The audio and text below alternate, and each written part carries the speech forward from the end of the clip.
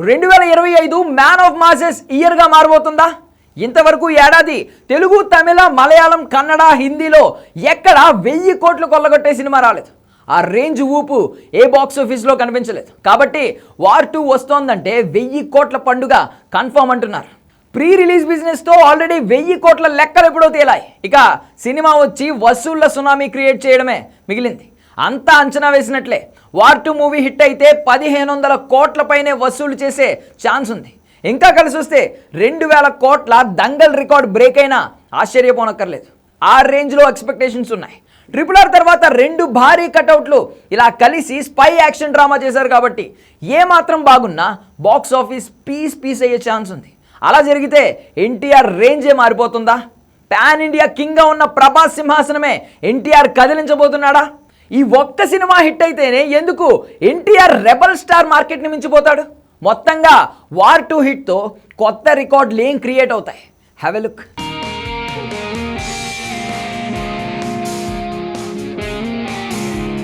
Man of masses NTR ఏకంగా rebel star Prabhas సింహాసనానికే check పెట్టేలా ఉన్నాడా? War 2 movie రిజల్ట్తో రికార్డులు, మార్కెట్లో కటౌట్ల రేంజ్లు మారేలా ఉన్నాయా? దాని వెనుక సాలిడ్ రీజన్ కనిపిస్తోందా, వినిపిస్తోందా? రెబల్ స్టార్ నిజానికి బాహుబలికి ముందు పొరుగు మార్కెట్ జనాలకు తెలుగు హీరోగానే తెలుసు. బాహుబలి సునామీతో తను పాన్ ఇండియా హీరో అయ్యాడు. బాహుబలి 2తో పాన్ ఇండియా స్టార్గా మారాడు. కట్ చేస్తే సాహో కంటెంట్ సోసోగా ఉన్నా తన ఇమేజ్తోనే అది ఆడటంతో అలా పాన్ ఇండియా లెవెల్లో తానేంటో ప్రూవ్ చేసుకున్నాడు. తర్వాత రాధేశ్యామ్, ఆదిపురుష్ ఫ్లాప్ అయినా పెట్టుబడి తిరిగి వచ్చేయటం, సలార్తో 800 కోట్లు, కల్కితో 1200 కోట్లు వచ్చాయి. 5 పాన్ ఇండియా హిట్లతో ఖాన్లు, కపూర్లను పక్కకు నెట్టి తాను పాన్ ఇండియా కింగ్గా సింహాసనంలో సెటిల్ అయ్యాడు. కట్ చేస్తే బాహుబలి 2 రేంజ్ బ్లాక్ బస్టర్. అలానే 5 పాన్ ఇండియా హిట్లంటే అంత ఈజీ కాదు. కానీ ఈ విషయంలో 3 హిట్లతోనే పాన్ ఇండియా కింగ్లా మారేలా ఉన్నాడు ఎన్టీఆర్. అదే దేవర హిట్ తర్వాత వచ్చే 3వ హ్యాట్రిక్తో తేలబోతోంది. 5 పాన్ ఇండియా హిట్లున్న ప్రభాస్ని 3వ పాన్ ఇండియా హిట్తోనే ఎన్టీఆర్ చెక్ పెట్టే అవకాశం ఉండటానికి రీజన్ తన రికార్డులే. రాజమౌళితో హిట్లు పడ్డాక మరే హీరో కూడా తర్వాత చేసే సినిమాలతో హిట్ మెట్టెక్కిన సందర్భం లేదు. నాని, ప్రభాస్, చరణ్ అంతా బాధితులే. ఒక ఎన్టీఆర్ మాత్రమే దేవరతో హిట్ మెట్టెక్కి ఆ సెంటిమెంట్కు బ్రేక్ వేశాడు. అలానే హిందీలో ఎంట్రీ ఇచ్చిన వెంటనే హిట్ మెట్టెక్కిన తెలుగు హీరో లేడు.